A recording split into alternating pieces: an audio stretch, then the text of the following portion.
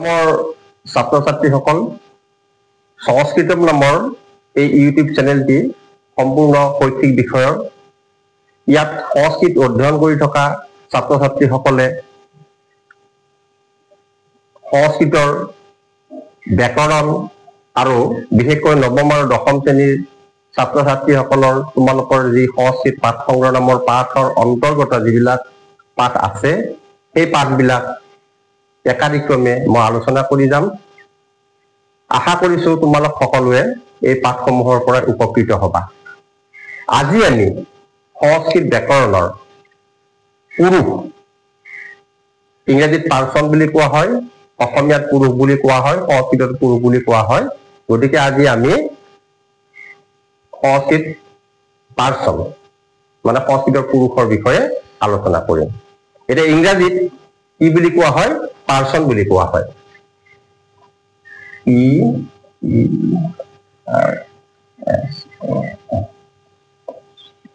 এতিয়া ইংৰাজীত পাৰ্সন হৈছে তিনিটা। কি কি? ফাৰ্ষ্ট পাৰ্সন, সেকেন্ড পাৰ্সন আৰু থাৰ্ড পাৰ্সন। ইংৰাজীত পাৰ্সন তিনিটা। এটা হৈছে ফাৰ্ষ্ট পাৰ্সন,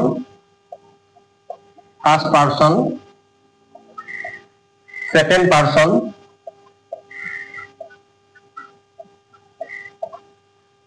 আৰু থাৰ্ড পাৰ্সন।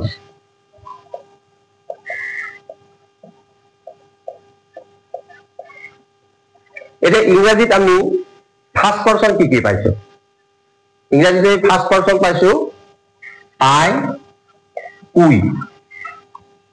মন কৰিবা, আই আৰু উই। ইংৰাজীত সেকেন্ড পাৰ্সন আমি পাইছো ইউ, দাও। ইউ আৰু দাও। আৰু ইংৰাজীত আমি থাৰ্ড পাৰ্সন পাইছো হি, সি, ইট, দ্যাট ইত্যাদি। এতিয়া ইংৰাজীত পাৰ্সন হৈছে তিনিটা। ইংৰাজীত পাৰ্সন তিনিটা। ইংৰাজীত পাৰ্সন অসমীয়াত কি বুলি কোৱা হয়? ইংৰাজীত পাৰ্সন বুলি কোৱা হয়। অসমীয়াত কি বুলি কোৱা হয়? অসমীয়া পুৰুষ। আৰু সংস্কৃতত কি বুলি কোৱা হয়? সংস্কৃততো পুৰুষ বুলি কোৱা হয়। সংস্কৃততো পুৰুষ বুলি কোৱা হয়।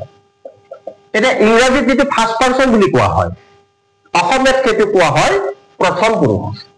প্ৰথম পুৰুষ। ইংৰাজীত যিটো সেকেন্ড পাৰ্সন বুলি কোৱা হয়, সেইটো অসমীয়াত কোৱা হয় দ্বিতীয় পুৰুষ। দ্বিতীয় পুৰুষ। ইংৰাজীত যিটো থাৰ্ড পাৰ্সন বুলি কোৱা হয়, অসমীয়াত কোৱা হয় সেইটো তৃতীয় পুৰুষ। তৃতীয় পুৰুষ। এটা ইংৰাজীত ফাৰ্ষ্ট পাৰ্সন হৈছে আই আৰু উই, অৰ্থাৎ অসমীয়াত প্ৰথম পুৰুষ হৈছে মই আৰু আমি। মনোযোগ দি তোমালোকে চাই যাবা। ইংৰাজীত সেকেন্ড পাৰ্সন ইউ, দাও, অৰ্থাৎ তুমি আৰু তোমালোক। অসমীয়াত দ্বিতীয় পুৰুষ তুমি আৰু তোমালোক। ইংৰাজীত থাৰ্ড পাৰ্সন হৈছে হি, সি, ইট, দ্যাট, অৰ্থাৎ অসমীয়াত তৃতীয় পুৰুষ হৈছে সি, তাই, এইটো, সেই ইত্যাদি। এতিয়া সংস্কৃতত পুৰুষ কেইটা? সংস্কৃতত হৈছে পুৰুষ তিনিটা। সংস্কৃতত পুৰুষ তিনিটা কি কি? প্ৰথম পুৰুষ, মধ্যম পুৰুষ আৰু উত্তম পুৰুষ। আকৌ কৈছো মই, সংস্কৃততো পুৰুষ তিনিটা। কি কি? প্ৰথম পুৰুষ, মধ্যম পুৰুষ আৰু উত্তম পুৰুষ। এতিয়া আমি ইংলিছ পাৰ্সন আৰু অসমীয়া পুৰুষৰ মাজত আমি মিলটো দেখিলো। মানে ইংৰাজীত ফাৰ্ষ্ট পাৰ্সনটো আই, উই, অসমীয়াত প্ৰথম পুৰুষ মই, আমি। ইংৰাজীত সেকেন্ড পাৰ্সন ইউ, দাও, দ্বিতীয় অসমীয়াত মানে দ্বিতীয় পুৰুষ হৈছে তুমি, তোমালোক। ইংৰাজীত থাৰ্ড পাৰ্সন হৈছে হি, সি, ইট, দ্যাট ইত্যাদি। অসমীয়াত তৃতীয় পুৰুষ হৈছে সি, তাই, সেই ইত্যাদি।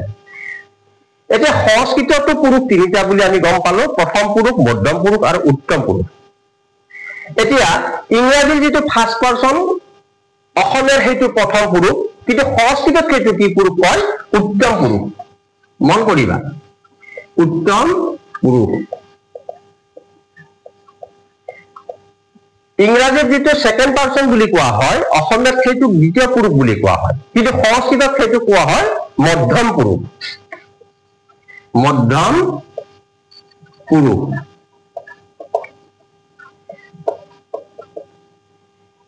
ইংৰাজীত যেটো থাৰ্ড পাৰসন হেতু অসমীয়াত কোৱা হয় তৃতীয় পুৰুষ কিন্তু সংস্কৃতত কোৱা হয় হেতু প্ৰথম পুৰুষ এতিয়া মনোযোগ কৰিবলগীয়া প্ৰথম পুৰুষ এটো কোৱা হয় প্ৰথম পুৰুষ এতিয়া আমি ইংলিশ পাৰসন আৰু অসমীয়া পুৰুষ আৰু সংস্কৃত পুৰুষৰ মাজত থকা মিল ইনি আমি বুজি পালো অৰ্থাৎ ইংৰাজীত পাৰসন তিনিটা first person second person third person অসমীয়াটো পুৰুষ তিনিটা কি কি প্ৰথম পুৰুষ দ্বিতীয় পুৰুষ তৃতীয় পুৰুষ আৰু সংস্কৃতটো পুৰুষ তিনিটা কি কি প্ৰথম পুৰুষ মধ্যম পুৰুষ আৰু উত্তম পুৰুষ অৰ্থাৎ ইংৰাজীত যেটো ফাৰ্স্ট পাৰসন আই উই অসমীয়াত হেতু প্ৰথম পুৰুষ বুলি কোৱা হয় মই আৰু আমি সংস্কৃতত কিন্তু হেতু উত্তম পুৰুষ সংস্কৃতত কোনখন শব্দৰ ৰূপত কোৱা হয় অস্মৎ শব্দ মন কৰিবা অস্মৎ শব্দৰ অৰ্থ হৈছে অস্মৎ মানে হৈছে মই আৰু আমি এটো উত্তম পুৰুষ ইংৰাজীৰ যেটো সেকেন্ড পাৰসন অৰ্থাৎ ইউ দাও অসমীয়া দ্বিতীয় পুৰুষ তুমি তোমালোক সংস্কৃতত মধ্যম পুৰুষখন হৈছে যুষ্মৎ শব্দ যুষ্মৎ মানে হৈছে তুমি আৰু তোমালোক ছাত্ৰছাত্ৰী অকল মনোযোগ দিবা ইংৰাজীত যেটো থাৰ্ড পাৰসন বুলি কোৱা হয় হি সি ইট দ্যাট অসমীয়াত হেতু তৃতীয় পুৰুষ হি তাই সেই ইত্যাদি কিন্তু সংস্কৃতত হেতু কি বুলি কোৱা হয় প্ৰথম পুৰুষ বুলি কথা ইংৰাজীত থাৰ্ড পাৰসনটো অসমীয়াত তৃতীয় পুৰুষ কিন্তু সংস্কৃতত হেতু প্ৰথম পুৰুষ এতিয়া সংস্কৃতত প্ৰথম পুৰুষ কি কি তৎ শব্দ পুংলিঙ্গ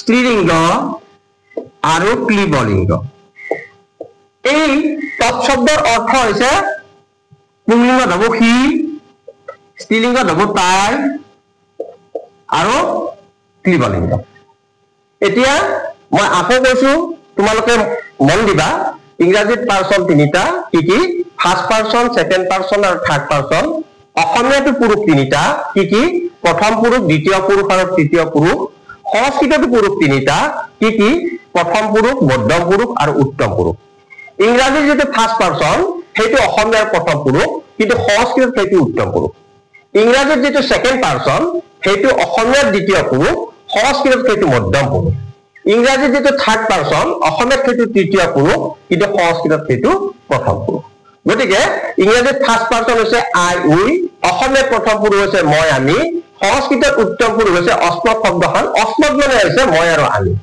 ইংৰাজীত সেকেন্ড পাৰসন হৈছে ইউ আৰু দাও অসমীয়াত দ্বিতীয় পুৰুষ ইয়াৰে ইউ আৰু দাও মানে তুমি তোমালোক আৰু সংস্কৃতত মধ্যম পুৰুষ হৈছে যুষ্মৎ শব্দৰ অৰ্থ হৈছে তুমি আৰু তোমালোক ইংৰাজীত থার্ড পারসন কি কি হি সি ইট দ্যাট ইত্যাদি অসমীয়াত হেতু তৃতীয় পুৰুষ বুলি কোৱা হয় সি তাই সেই এইবিলাক হৈছে তৃতীয় পুৰুষ কিন্তু সংস্কৃতত ইংৰাজীত থাৰ্ড পাৰসনটো সংস্কৃতত হেতু প্ৰথম পুৰুষ বুলি কোৱা হয় এটা তোমালোকে নিশ্চয় বুজি পালা কথা আজিলৈ আমি এই পাঠটো ইমানতে এৰিছো যদি তোমালোকে মনোযোগী বা মনোপুত হোৱা বুলি ভাবা তেনেহলে বেল আইকনটো বজাই দিবলৈ নাপাহৰিবা সাবস্ক্ৰাইব কৰিবা আৰু লাইক কৰিবা ধন্যবাদ